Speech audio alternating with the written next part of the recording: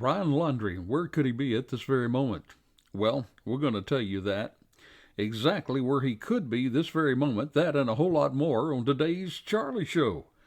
Charlie Show, which has been termed by some as the fastest minutes in podcasting.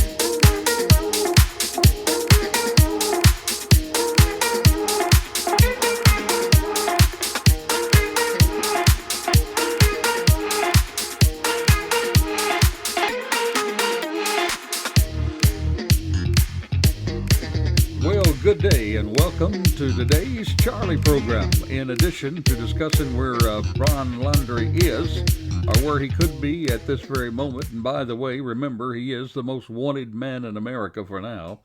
Well, in addition to that update, well, there's going to be another update, an update on the case of Lori Vallow, perhaps the newest, most hated woman in America, maybe even edging out Casey Anthony. Now, the Gabby Pitito death, of course, is an American tragedy, all too often in this country. You see, domestic violence, that is indeed a real show of domestic violence going wrong. Literally, in my opinion, murder in slow motion. And, of course, we're all enraged about her death. However, keep in mind that Lori Vallow, well, she's charged with conspiracy and murder. And the victims? Well, it's just not one person, but at least 4 victims. And get this, two of them are her very own children, little JJ, and her 16-year-old daughter, Tylee. So we have an update on that case, and we're going to bring you more on that in the coming weeks. Now, if you want to get caught up, well, go to your Apple Podcast platform, search for Charliecrimebuster. Or you can look up our podcast on your favorite podcast platform. You can also go to our show notes. In our show notes, we're going to give you the whole group right there where you can find it, the descriptive page about this podcast today. You're going to find Lori Vallow, where are her children? Lori Vallow, what was she thinking? And then Lori Vallow's spiritual hitman. And Lori Vallow's accomplice, Chad Daybell. Now keep in mind, these were recorded before the children were ever found, and mostly before her arrest. And amazingly, well, I was right on target with the investigative analysis, even if I do say so myself. You see, things that I wish I was wrong in predicting, well, unfortunately, I was right. You're asking what were those things? Well, take a podcast binge. That's right. Take you a binge on our podcast and find out. Check out these 3 or 4 episodes and get yourself up to date and prepared on the case. Because, my friend, a whole lot more is coming down the crime line pike on this one, believe me. Now, again, our links are at the show notes or the description page on this podcast. Now, our main focus today is the Gabby Pitito case and the hunt for Brian Laundrie. Brian Laundrie, who is considered a person of interest in Gabby's death and is currently wanted for bank fraud and on the run. You see, law enforcement, they have not been able to locate him, even after weeks of intensive searches. Now, just this past Thursday night, Charliecrimebuster was live with a round-table discussion on the Gabby Pitito case and the hunt for Brian Laundrie. Now, if you've not heard the digital radio program that was live, well, you will get a little different twist on the case through our round-table discussion. Now, I got to tell you, doing a live program is much different than a taped podcast.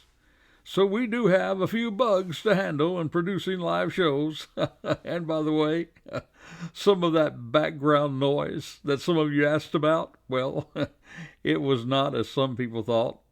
One of our call-in guest children that was making noise. It wasn't that of a child, but now I must confess, yep, we have a new co-host on Charliecrimebuster.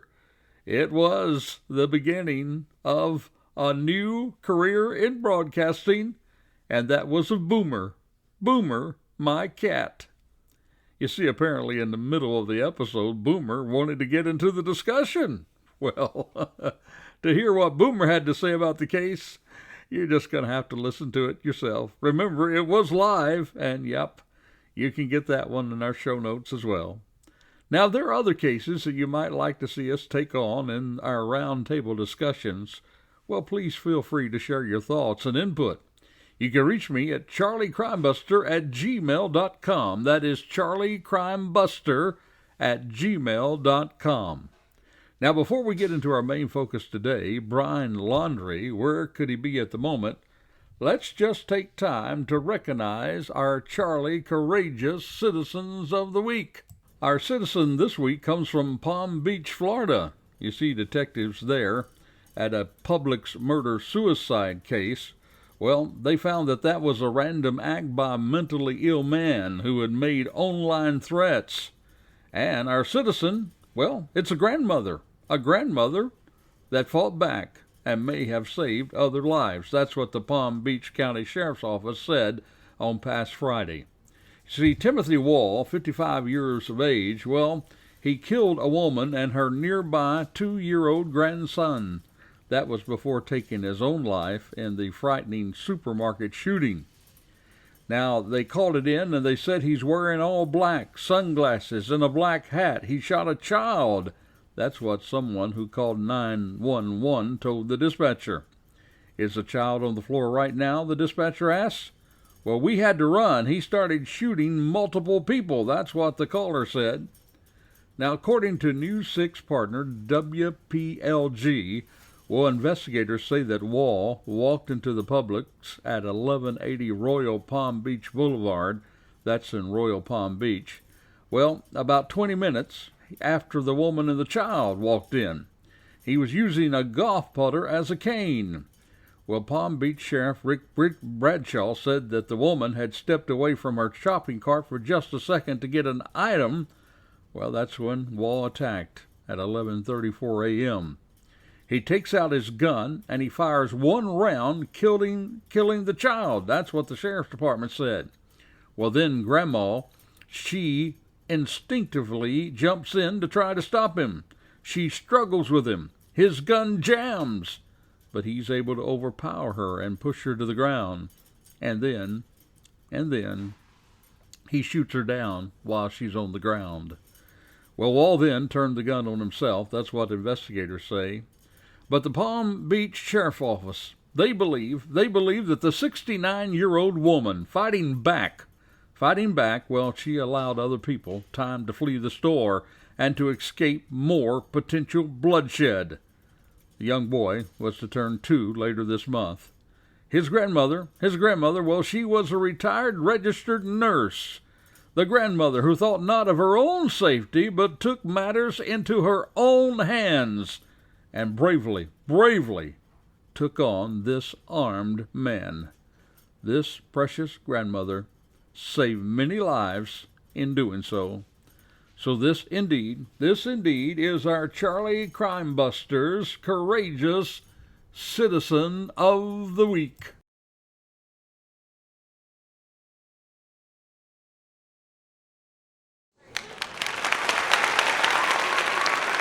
Now back to our main focus. Where is Brian Laundrie right now, this very moment? Now, to update you, there's been a new development this past week. I know some of you depend on the podcast to keep up on the case. Well, this week, the authorities released the autopsy findings regarding Gabby's homicide, and they announced that her manner of death, well, it was strangulation. Now, any defense lawyer probably would not want to hear those words. You see, it's much more difficult to argue self-defense in that situation, and a much farther reach for an accidental death. No, strangulation, well, that speaks of a murder, up close and personal, what many term a sweetheart murder. And those were the findings of the autopsy report. You see, we were reminded at the press conference that Wyoming state law requires only that the manner of death be released. You see, in Wyoming, additional information is not required to be given. And they held that very closely to that in the entire press conference. The only 3 additional items that slipped out was, number 1, DNA was taken from her body. Number 2, she was not pregnant. And number 3, her body was found 3 to 4 weeks after death. And also, interestingly enough, discussion did come out that it was tragic, quote, like so many other, now get this, so many other domestic violence cases. I just don't think he meant to say those words, although in my opinion, he was right on target with those words. So, of course, well, most have already convicted Brian Laundrie of this murder. That's in the court of public opinion. Now the only problem is, where is he?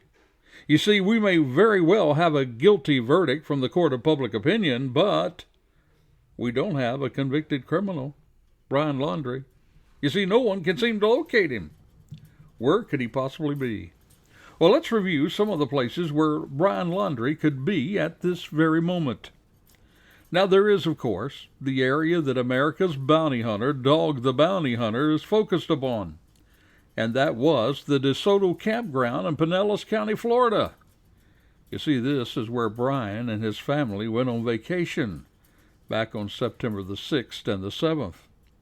Now, the bounty hunter dog and many others believe that Laundrie's left the campground, but that Brian did not leave with him. In fact, one of our guest panelists, James Buckland, on just this past week, mentioned that it would have been possible to have hidden an inflatable boat in the camper, and that could have been used to get Brian on the water to begin his head start to elude authorities. Then another guest, Ralph Pope, a resident of the area, well, he shared with us how easily accessible that would be, including the opportunity to access a ferry to get him going on his journey to hide. Now, Dog the Bounty Hunter even took his search to some of the barrier small islands around there and uncovered possible camping areas for our felon on the run. And he located some other items that he said Brian could have left behind in his escape from justice. Please keep in mind in this theory. Now, in this theory, keep in mind that Brian Laundrie would not have been the most wanted man in America at the time they were camping, and he could have easily blended in with others without thought. You see, Gabby, she had not even been reported missing at that time. You see, it was not a national case, and few people even knew there was a possibility that she was missing, even though at the time her body was probably already decomposing. You see, all of this gives the perfect chance for Brian to slip off the radar, with his family's blessings. Now, people add to this thought the thought that his parents, well, at least they do not appear in many people's minds to be overly worried about his welfare. You see, they believe the story that the parents gave, that he took a hike to the reserve near their home, they believe, well, that story is just a red herring to get the police off the real focus of where he left on his flight from justice. They add to that fact that the parents really even got mixed up on the day that they said he left for his hike, and that they knew exactly where to pick up his so-called left-behind vehicle parked near the park's entrance where he was reportedly hiking. Now, one of our guests on the round panel discussion, Don Theo, he even shared that Brian's dad was seen laughing and joking with authorities as they took the father there to the Carlton Reserve to look for Brian. You see, these circumstances, that adds to the suspicious ones out there, that perhaps Brian did slip away into his journey from justice, that he slipped away during that camping trip at the DeSoto State Park in Pinellas County, Florida. Now, even many of those who believe that he was there at that time, now they believe that since then he's made his way from that spot to another. In fact, one such man believes that he has seen him right at the Appalachian Trail at the Tennessee and North Carolina line. That's where he could be, according to this man. You see, a Florida man who was hiking the Appalachian Trail claims that he saw Brian Laundrie driving a white pickup truck at 12:30 a.m. on Saturday, October the 2nd, there in Tennessee, right near the North Carolina border. Dennis Davis, who is from Florida, by the way, spoke to a number of news outlets on that past Saturday, including Fox News Digital twice. There, Davis said, it didn't at first register that the driver may have been Laundrie, but after the encounter, he looked up the photos of the fugitive online, and then he felt convinced enough to call in the sighting to the FBI twice, as well as 911 operators both in Tennessee and North Carolina. Davis goes on to say, there's no doubt about it, that was Brian Laundrie that I was talking to. 100%. Not a doubt in my mind. That's what Davis said of the encounter after he looked up both a portrait and profile shot of Laundrie on his phone. He says no doubt about it. And now there's been at least 10 such reportedly sightings of Brian up there in that area around Haywood County in the Boone area of North Carolina. And remember, Gabby's best friend Rose, she told authorities that Brian had extensive experience hiking the Appalachian Trail and that he had sustained himself on the trail for an ongoing amount of time. So he could be near or on the AT, as it's sometimes called. That's the Appalachian Trail, that, by the way, reaches all the way from Georgia to Maine. Well, there's lots of hiding places all the way up there, isn't there? Now, there's another well-known hunter of criminals on the run, and he has another opinion of where Brian can be. But now it is time to recognize our crazy crook story of the week. Our crazy crook now is from the great state of Texas. It seems like there's just no state that's immune from crazy crooks. There was a Texas man who used a BMW loaned to him by a dealership to rob a bank. And he did that so he could pay for the car. Well, that man, he was sentenced to 20 years in prison. Eric Dion Warren, 50 years of age, from the Texas area, well, he drove away while the purchase of a black car was still pending. That was back on June the 7th, 2019. He entered the AIM Bank in Wolf Worth, Texas. He approached the teller. Now, here's a clue to how crazy and unprepared this crook was. He approached the teller and put a fast food paper bag over his head to disguise himself. Warren then placed a demand note on the bank's teller counter that read, "This is a effing robbery. Play with me and die. I want $10,000 in $50 and $100 bills. Now, you got 1 minute or I will kill you." Bringing out what was believed to be a handgun, well, the bank robber said, "I ain't playing around. I only want hundreds and fifties." Warren added, "Don't push any buttons." He did that before he was fleeing the scene with several thousands of dollars, including bills with recorded serial numbers. Now, returning to the dealership within 15 minutes, well, he waved around the stolen cash and used $3,000 of it as a down payment on the BMW.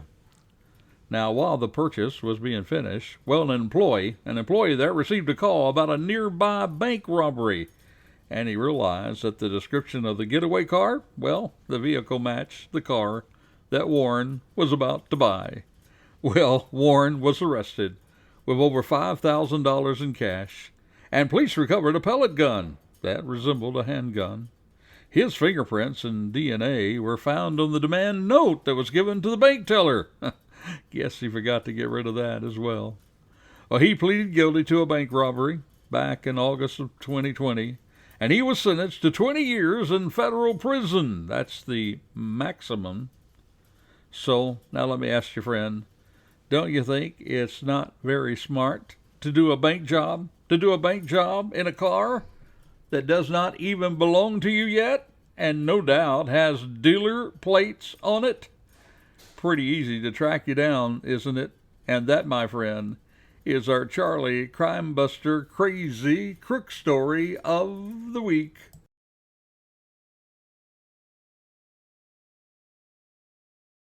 Now, what I like about this particular crazy crook story is the fact that the cops outsmarted him pretty quickly. You see, they called the dealers in the area that had that type of vehicle. They caught him even before he got away from the dealership. Well, on second thought, they probably had plenty of time to hunt him down. You ever try to buy a car from a dealer in just a few minutes? However, do remember that these brave men and women of law enforcement, well, they stand between us and the bad guys. They forever stand in a dangerous area day after day, protecting us from evil people who would harm us. We all do owe our support to the brave men and women of law enforcement. You see, our mission at Charliecrimebuster is to educate the public and to encourage the police. And we're working behind the scenes even now to build a platform of support for law enforcement, first responders, and military, those heroes who keep us safe. We'll be rolling that up before the end of the year and rolling it out for you. But if you'd like to be a part of this, please join the many that are volunteering. Contact me at charliecrimebuster@gmail.com to volunteer your services. We need you to join our supporters for our heroes. That is, contact me, charliecrimebuster@gmail.com, charliecrimebuster@gmail.com, to volunteer your time and our talents to help us. Now, back to our main focus. Where is Brian Laundrie? Well, there's another famous criminal hunter, other than the dog, the bounty hunter, that's in this fight, and that's John Walsh, of America's Most Wanted. He tells us that he thinks Brian has made it out of this country to another country. It seems that Walsh made his predictions about Laundrie's whereabouts during this past Wednesday night's airing of Gabby Pitito, a special report that was on pay television, Network ID. He said that the fugitive's parents, Christopher and Roberta, could have helped him slip across the border unnoticed, as thousands of migrants are also doing. He went on to say it's a great time to be heading south because there are thousands of refugees. He could walk across the border naked and with his hair on fire, he went on to say, and nobody would notice him. He said, I think that maybe that's where he's hiding, and somebody might be helping him, he added. Walsh also suggested that Laundrie may have been given a weapon by his family. He said, I believe they might have given him a gun. I would hate to see someone else become a victim of this guy. Then he went on to say it's still wide open investigation and this guy could be anywhere. Now, the Laundrie family, they do insist that they do not know where he is. There was even an a retired FBI expert, who said that he too thought that maybe Brian had taken his flight to another country. Now, these are some of the more serious theories of where Brian Laundrie could be at this very moment. But I'm going to share with you my belief of where he is at this very moment. But first, let's take time once again to remind you that this case is one that will no doubt be proven to be another domestic abuse case. You see, Gabby was caught in that vicious domestic abuse cycle, the same cycle I shared again on our roundtable discussion this past Thursday, a cycle that is increasingly difficult to get out of.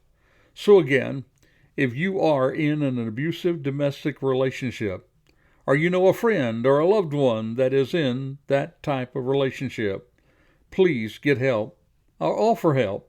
But please now listen carefully. Do not take it upon yourself to help that person without professional help. You see, just this week there's a reported story of a friend who went to help another to get their child support from an abusive partner. Well, this good friend, this good Samaritan, well, they ended up shot and killed. Now, this is a friend offering support. So as a family member or a friend offering help, do not do it alone. It can be quite dangerous. Contact your local law enforcement for assistance. Or call the Domestic Abuse Hotline for help, 1-800-799-7233. Again, that number will be listed in the show notes, the descriptive notes of your podcast. Now, along with that, if you do have information on Brian Laundrie that could be helpful to the case, please call 1-800-CALL-FBI. That's 1-800-CALL-FBI. You see, here at Charliecrimebuster, we not only talk about crime, we help protect you from crime. Now, back to our focus. Where could Brian Laundrie be at this very moment? You see, my friend, with all the places that Brian Laundrie could be, well, I'm still holding on to the reserve near his home. I doubt, though, that he's alive. But I believe there is a real possibility that his body may still be there. You see, I may not be as convinced as I have been as every day passes, But here is why I'm leaning more to that theory than any of the others. First, regarding the DeSoto Park one. You see, almost no law enforcement focus is there. I believe that is because, in all probability, the feds did view the video of the campers coming and going into the park there at DeSoto, there in Pinellas County. And I believe they saw Brian Laundrie leaving with his parents when they checked out of the park. You see, if there was a chance that he was still there, again, as I've said before, the Pinellas County Sheriff's Office, the Park Police, and the FBI, they all would be all over it. And then I'd like to add to that the Newport Police there in Florida, they did say that they had eyes on Brian Laundrie. Now, if that statement is true, then it would have had to be after the camping trip. Remember, up to that time, they had not even been alerted that Brian Laundrie should be contacted. Up to that time, they knew absolutely nothing about Gabby Pitito missing. And while he wasn't under constant surveillance, he was at least seen, according to the police. And remember, this is after the camping trip. Now, regarding the AT, the Appalachian Trail sightings, well, I do believe that our Florida engineer did believe that he saw Brian Laundrie, but that such looks can be mistaken. You see, remember afterwards, he had pulled off to the side of the road. He had to find a picture of Brian Laundrie for a reference. So Brian's face was not really in his mind to the point of recognition at the very contact with the suspected sighting. That is why any investigator would tell you that an eyewitness account has to be weighed with the possibility that the eyewitness has been influenced, maybe with press pictures of a subject prior to an identification. You see, sometimes we just see what we want to see instead of what we really see. Now, add to that fact that the so-called sightings in and near the Appalachian Trail, well, they've already been investigated, and they have not been substantiated or deemed credible by investigators. Then there is the Mexico theory. Now, with all due respect to John Walsh, who's been a hero to us all in finding felons on the run, I just believe that a white boy in Mexico, I believe he would stand out. And with that reward that's on his head, well, just let me say the cartels would be among the very first that would snatch him up just to collect the reward money. You see, those bad boys don't mess around. I'm doubtful that he's out of this country. We must also remember the world is a much smaller place with social network and the internet, and it's getting increasingly difficult to find ideal hiding spots around the world, especially with no support for living a life on the run in another country.